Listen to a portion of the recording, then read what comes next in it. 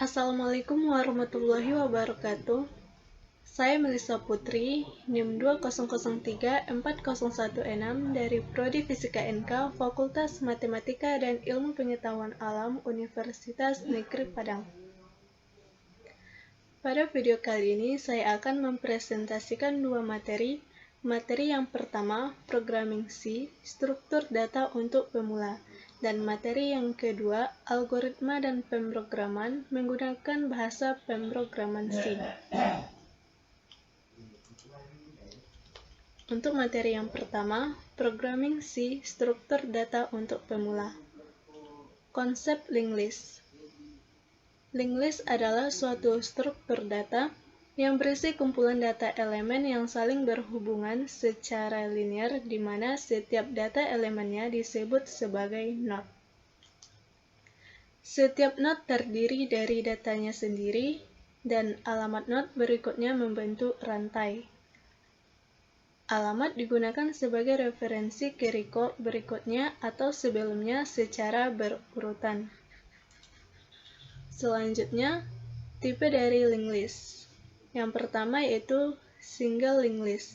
Setiap node memiliki satu pointer yang berisi alamat dari node setelahnya. Yang kedua, double linked list, yaitu setiap node tidak hanya memiliki pointer yang menunjuk setelahnya, tetapi juga memiliki pointer yang menunjuk ke node sebelumnya. Double linked list implementasi in C. Operasi yang dapat dilakukan pada daftar tertaut tunggal dan ganda adalah yang pertama, insertion of a new node, yaitu di sini ada penyisipan awal di daftar dan juga ada penyisipan di akhir daftar dan penyisipan di tengah daftar. Yang kedua, deletion of a node. Di sini ada penghapusan node pertama, penghapusan node terakhir, dan juga ada penghapusan node di tengah daftar. Selanjutnya, berikut ada fungsi C yang digunakan untuk mengalokasikan dan membatalkan alokasi memori. Yang pertama yaitu allocate dengan menggunakan fungsi malloc. Malloc ini biasanya digunakan untuk membuat node baru. Yang kedua, deallocate, yaitu menggunakan fungsi free. Biasanya fungsi free ini digunakan untuk menghapus satu node dari suatu linked list. Selanjutnya, untuk penyisipan di awal daftar, yaitu dengan menggunakan cara-cara sebagai berikut. Yang pertama yaitu alokasi memori untuk node baru dan inisialisasi nilainya misal 9. Contohnya seperti ini.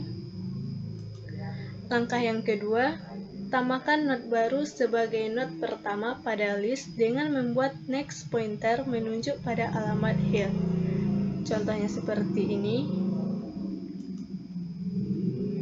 Nah, selanjutnya untuk penyisipan di akhir daftar. Langkah yang pertama adalah alokasikan memori untuk node baru dan inisialisasi nilai data 9 dan next part to 0. Contohnya seperti ini.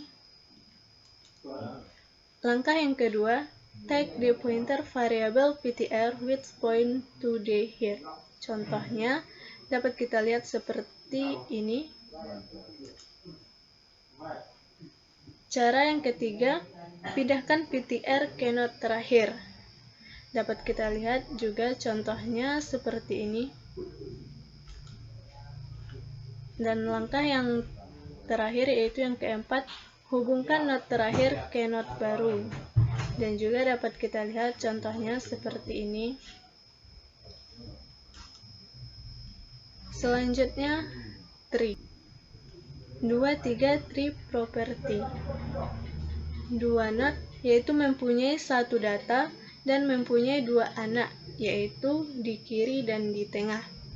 3 node mempunyai 2 data dan mempunyai 3 anak, yaitu di kiri, di tengah, dan di kanan. Semua data yang masuk ke dalam 23 tree sudah ke sorting. Setiap anak di dalam 23 tree mempunyai level yang sama.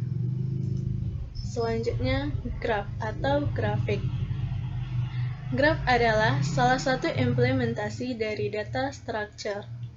Kegunaan dari grafik dapat membantu kita dalam mentransformasikan data yang saling berkaitan. Contoh, peta, silsilah keluarga, percakapan game, obrolan, dan lain-lain. Pembagian grafik yang pertama, undirected graph, yaitu garisnya tidak ada panah penunjuk, hanya garis lurus. Yang kedua, directed graph, yaitu pada directed graph ada tanda penunjuk. Selanjutnya, hashing, hash function. Hash table yaitu tempat menyimpan data atau string aslinya. Hash function yang terdiri dari teknik division, yaitu bagi string atau pengenal dengan menggunakan operator modulus. Yang kedua, mid square, yaitu kuadratkan string atau pengenal dan gunakan jumlah bit yang sesuai dari tengah kotak untuk mendapatkan kunci hash. Yang ketiga, folding, yaitu partisi string atau pengenal menjadi beberapa bagian, lalu tambahkan bagian-bagian itu bersama-sama untuk mendapatkan kunci hash. Selanjutnya, hashing hash collision. Ada dua cara umum untuk menangani tabrakan. Yang pertama linear probing, yaitu cari slot kosong berikutnya dan letakkan string di sana. Yang kedua, chaining, yaitu letakkan string di slot sebagai daftar yang dicentang. Selanjutnya kita masuk kepada materi yang kedua, yaitu algoritma dan pemrograman menggunakan bahasa pemrograman C. Konsepsi, input dan output. Input artinya meminta data yang diperlukan dari user. Data yang diinputkan adalah data yang berupa integer, real, char, atau string. Yang kedua, output. Output artinya mencetak informasi yang dihasilkan oleh algoritma, di mana data dapat berupa suatu data konstan, nama konstan, ekspresi, maupun suatu variabel. Nah, di sini dapat kita lihat programnya. Selanjutnya, operator. Secara umum, operator dalam algoritma dibagi menjadi 3, yaitu yang pertama, operator logika. Operator yang bekerja di level biner. Nilai operator logika hanya ada 2, yaitu true dan false. Yang kedua, operator aritmatika, yaitu operator yang digunakan untuk proses perhitungan matematika seperti kali, bagi, tambah, dan kurang. Yang ketiga, operator string atau pengenal. Yang keempat, operator relasi, yaitu operator yang digunakan sebagai pembanding antar elemen. Selanjutnya, syntax dan function di C. Pengulangan atau disebut sebagai looping adalah instruksi khusus pada pemrograman dan algoritma yang digunakan untuk mengulang beberapa perintah sesuai dengan jumlah yang telah ditentukan. Tujuannya adalah untuk mempermudah pengerjaan program dan untuk mempersingkat instruksi program. Nah, di sini dapat kita lihat programnya. Selanjutnya, array. Array merupakan sebuah variabel yang menyimpan lebih dari satu data yang memiliki tipe data yang sama. Jadi dapat dikatakan bahwa array merupakan kumpulan data-data tunggal yang dijadikan dalam satu variabel.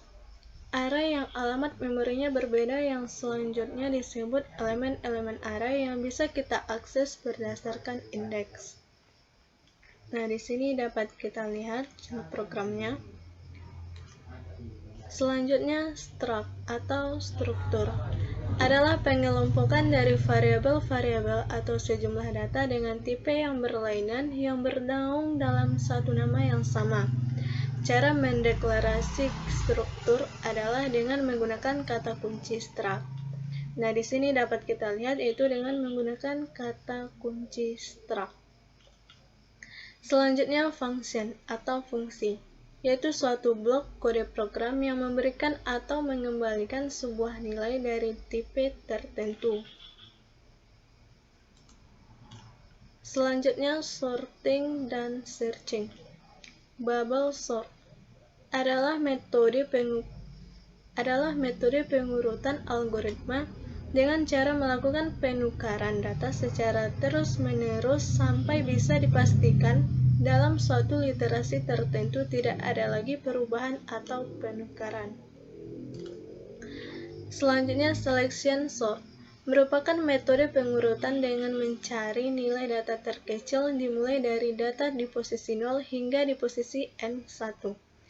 Algoritma selection sort akan memindai nilai terkecil dari suatu kumpulan data dan jika ada, data tersebut akan diletakkan pada urutan pertama. Nah, di sini dapat kita lihat programnya itu selection sort.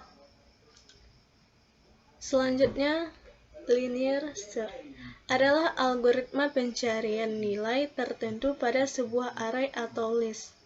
Algoritma pencarian ini melibatkan pemeriksaan nilai elemen pada list satu demi satu dari ujung list.